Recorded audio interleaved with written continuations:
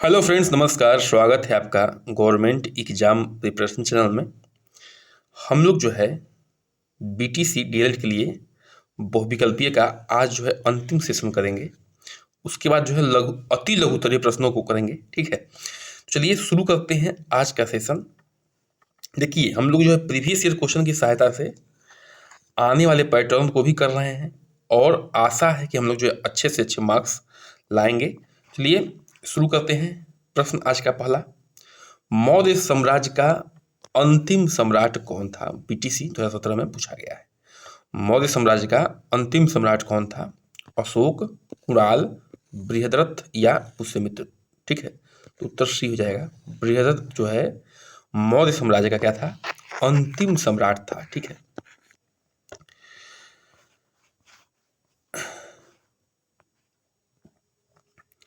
धृतधनुष का पुत्र बृहद्रथ मौर्य साम्राज्य का क्या था? अंतिम शासक था। उसका शासन जो है 187 ईसा पूर्व से लेके 180 ईसा पूर्व, इनकी मात्र 3 वर्ष तक का था। वह भी बौद्ध धर्म का अनुयायी था, यानी कि जो बृहद्रथ था वो भी किसका अनुयायी था? बौद्ध धर्म का अनुयायी था। उसके अपने ही सेनापति पुष्यमित्र ने बृहद्रथ की हत्या कर दी और एक नए राजवंश का उदय हुआ जिसका नाम था शुंग राजवंश। ठीक है, देखिए जो पुष्यमित्र शुंग था ये क्या था? बृहद्रथ का क्या था? सेनापति था। क्या था? सेनापति था। इसने जो है देखा कि राजा जो है कमजोर हो चुका है, बूढ़ा हो चुका है, तो इसने इसकी हत्या कर दी और खुद ही राजा बन गया और जो है शुंग वंश की क्या डाली? नींव डाली यहाँ पे। ठीक है, प्रश्न संख्या 2 पे आते हैं। गुप्त संवत का प्रारंभ वर्ष है, बीटीसी 2017 में पूछा गया है। गुप्त संवत का प्रारंभ वर्ष कब से माना जाता है? ये भी क्वेश्चन बन के आता है ऐसे भी। 319 ईस्वी से, 375 ईस्वी से, 380 ईस्वी से, 335 ईस्वी से। 319 ईस्वी से जो है गुप्त संवत का प्रारंभ माना जाता है।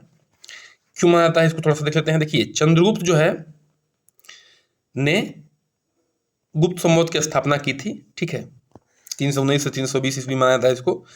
कहने का मतलब जो चंद्रगुप्त थे वो इसी समय क्या बने थे? यहाँ राजा बने थे। ठीक है, उनका राज्याभिषेक जो है इसी समय हुआ था 319 ईस्वी में। इसीलिए जो है गुप्त संवत की शुरुआत जो है 319 ईस्वी से ही माना जाता है। पाल वंश की स्थापना किसने की थी? बीटीसी 2017 में पूछा गया है। पाल वंश की स्थापना किसने की थी? धर्मपाल ने, लक्ष्मण सेन ने, गोपाल ने या देवपाल ने? गोपाल ने जो है पाल वंश की स्थापना की थी। तो गोपाल के बारे में थोड़ा समझ लेते हैं। पाल वंश की स्थापना जो है गोपाल ने की थी। पाल वंश की स्थापना किसने की थी? गोपाल ने की थी, जो राज्य के पहले सम्राट भी थे। क्या थे? राज्य के पहले सम्राट थे। उन्होंने बंगाल को अपने नियंत्रण में एकीकृत किया और यहाँ तक कि मगध बिहार को भी अपने नियंत्रण में ले लिया। ठीक है, उन्होंने बंगाल के साथ जो है बिहार पर भी शासन किया। पाल वंश ने बिहार के अदोनतपुरी में मठ की स्थापना गोपाल ने की थी। धर्म परिवर्तन के बाद उन्हें बंगाल का पहला बौद्ध साम्राज्य माना गया। ठीक है, धर्म परिवर्तन के बाद जो है उन्हें क्या माना गया? पहला बौद्ध सम्राट माना गया। किसको? गोपाल को। ठीक है, तो ये चीज जो है आपको ध्यान रखना है। आगे बढ़ते हैं, प्रश्न संख्या 4 पे आते हैं। सम्राट अशोक के पिता थे, डीएलएड 2018 में पूछा गया है। सम्राट अशोक के पिता कौन थे? बिंदुसार, बिंबिसार, चंद्रगुप्त मौर्य या कौटिल्य? ठीक है, तो सम्राट अशोक के पिता थे वो थे बिंदुसार। ठीक है, देखिए अशोक के पिता कौन थे? अशोक के पिता थे बिंदुसार और बिंदुसार के पिता कौन थे? वो थे चंद्रगुप्त मौर्य। चंद्रगुप्त मौर्य।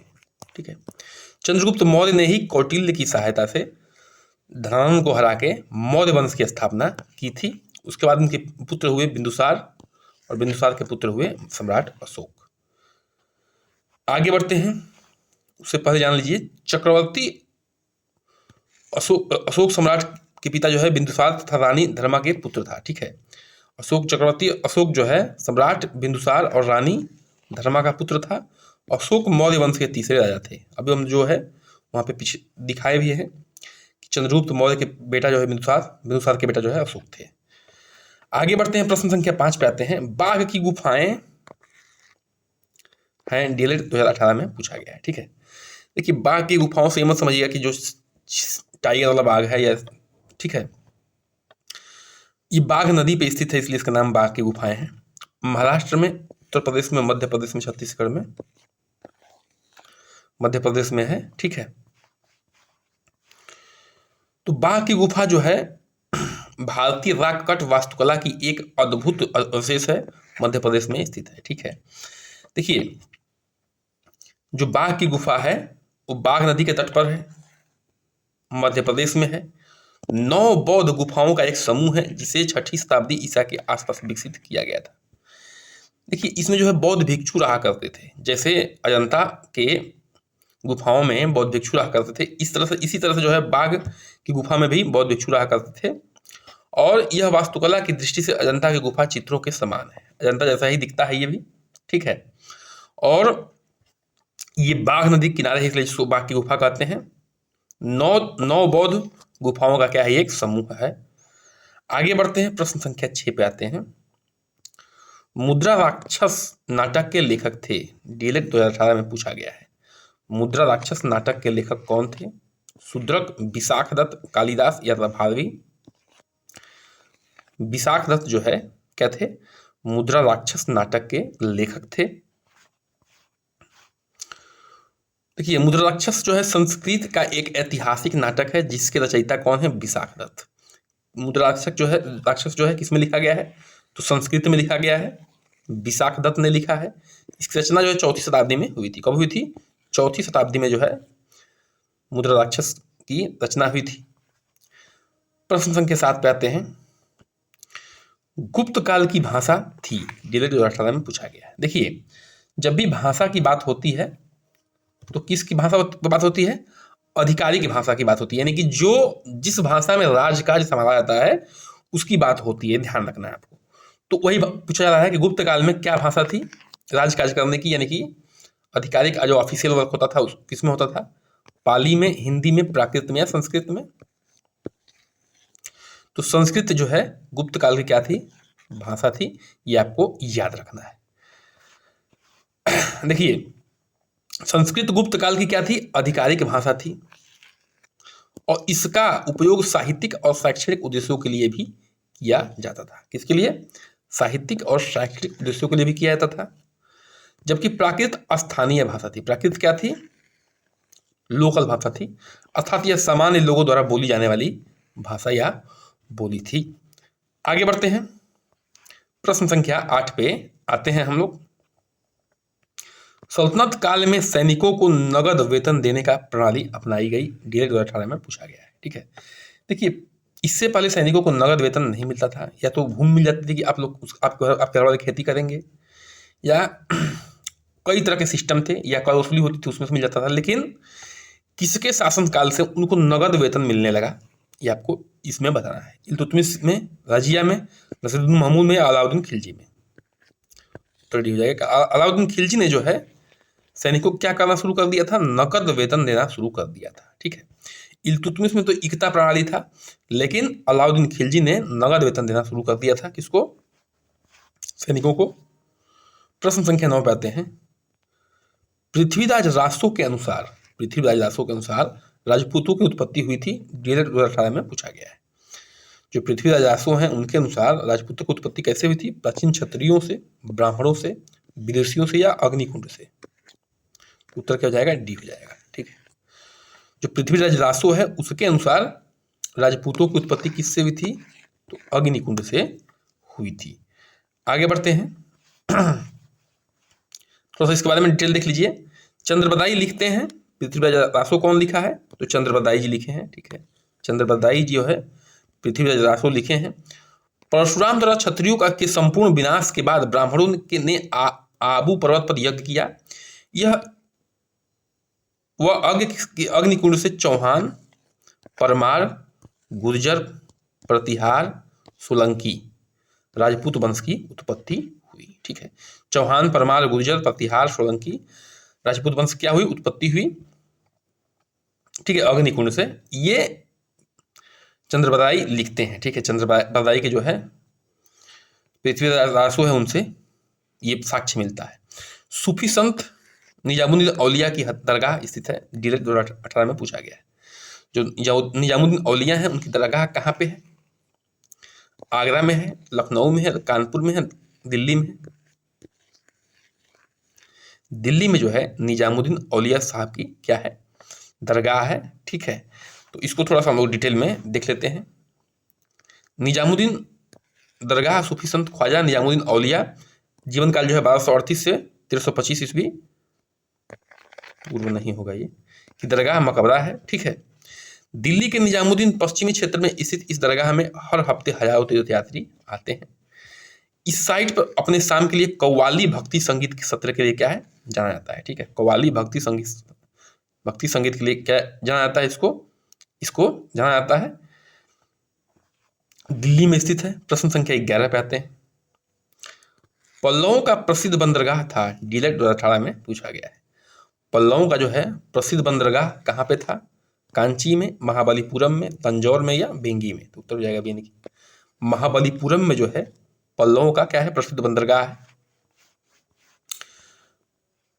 देखिए, हाबलीपुरम या मामल्लापुरम को ही इसको क्या कहते हैं, महाबलीपुरम कहते हैं। नया नाम है। दक्षिण पूर्वी भारत के कोरमंडल तट पर स्थित पल्लवों का एक प्रसिद्ध बंदरगाह शहर था। ठीक है, क्या था? पल्लवों का प्रसिद्ध बंदरगाह शहर था महाबलीपुरम, जिसका पुराना नाम क्या है, मामल्लापुरम। ठीक है, वहां के स्मारकों के समूह में चट्टानों को काटकर बनाए गए गुफा मंदिर, अखंड मंदिर, आधार राहत मूर्तियां और संरचना मंदिर के साथ साथ मंदिरों की खुदाई के अवशेष भी शामिल हैं। इनकी उसमें जो है महाबलीपुरम बहुत ही अपने कलाकृति के लिए क्या था, रिच था, धनी था। आप लोग जो है देख सकते हैं कि गुफा मंदिर था, अखंड मंदिर था, आधारभूत मूर्तियां थी। ठीक है, तो ये जो है आपको याद रखना है। प्रश्न संख्या 12 पे आते हैं। सल्तनत काल में प्रांत को कहते थे, डीलर 2018 में पूछा गया है। राज्य, परगना, इक्ता, सीख। तो क्या कहते थे? इक्ता कहा करते थे सल्तनत काल में, किसको? प्रांत को। प्रांत को कहा करते थे, इक्ता कहा करते थे। तो इसको थोड़ा सा देख लेते हैं। दिल्ली सल्तनत के अधीन प्रांतों को इक्ता कहा जाता था। प्रांतों को क्या कहा जाता था? वो कहा जाता था इक्ता। किसमें? दिल्ली सल्तनत काल में। प्रांतों के राज्यपालों को मुक्तीस या वलिस कहा जाता था। प्रांतों के जो राज्यपाल थे मुक्तीस या वलिस कहा जाता था उनको। वे कानून और व्यवस्था बनाए रखने और भू राजस्व एकत्र करने के लिए थे। ठीक है, कौन? मुक्तीस या वलिस। आगे बढ़ते हैं, प्रश्न संख्या 13 पे आते हैं। भूकंप मापने की इकाई क्या है? डीलर 18 में पूछा गया है। मापक, रिक्टर, समताप या मिलीबार? रिक्टर जो है भूकंप मापने की क्या है, इकाई है। जो रिक्टर पैमाना है भूकंप मापने की तरंगों की तीव्रता मापने की एक क्या है, गणितीय पैमाना है। किसी भूकंप के समय भूमि के कंपन के अधिकतम आयाम और किसी यादृच्छिक आर्बिट्री छोटे आयाम के अनुपात के साधारण लघुगण को रिक्टर पैमाना कहा जाता है। ठीक है, रिक्टर पैमाना का विकास जो है 1930 के दशक में किया गया था। 1930 के दशक में जो है रिक्टर पैमाना का विकास हुआ था। भूकंप के तरंगों की तीव्रता को नापने के लिए इसका प्रयोग किया जाता है। 14 पे आते हैं। संगमरमर है, डीलर 2018 में पूछा गया है। रूपांतरित चट्टान है, आग्नेय चट्टान है, परतदार चट्टान है या मिट्टी है? तो उत्तर हो जाएगा यानी कि ये रूपांतरित चट्टान है। रूपांतरित चट्टान कैसे बनते हैं? जब आग्नेय चट्टान या परतदार चट्टान जमीन में दब जाते हैं, दाब ताप के कारण जो है उनमें रूपांतरण होता है उनके क्रिस्टल में, उसी को रूपांतरित चट्टान कहते हैं। यहाँ पे देख सकते हैं रूपांतरित सेल किसको कहते हैं? रूपांतरित सेल जो है पहले से मौजूद चट्टानें जो पुनर्क्रिस्टलीकरण के दौर से गुजर रही हैं, रूपांतरित चट्टानें कहलाती हैं। तृतीय चट्टानें रूपांतरित चट्टानों का दूसरा नाम है, जैसे फाइलाइट, सिस्ट, नीस, क्वार्टजाइट और मार्बल। मार्बल को ही संगमरमर कहते हैं। मार्बल अंग्रेजी में कहते हैं और हिंदी में संगमरमर। ठीक है, 15 पे आते हैं। प्रश्न संख्या 15 पे आते हैं। समुद्र तल से ऊपर उठे हुए विशालतम भूभाग को कहते हैं, डीएलएड 2018 में पूछा गया है। समुद्र तल से ऊपर उठे विशालतम भूभाग को कहते हैं, डीएलएड 2018 क्वेश्चन है। महासागर, स्थलमंडल, महाद्वीप या जलमंडल? तो उत्तर हो जाएगा सी, महाद्वीप। आसान प्रश्न है। जो समुद्र तल है उससे ऊपर उठा हुआ जो भी भूभाग होगा उसको क्या कहेंगे? महाद्वीप कहेंगे।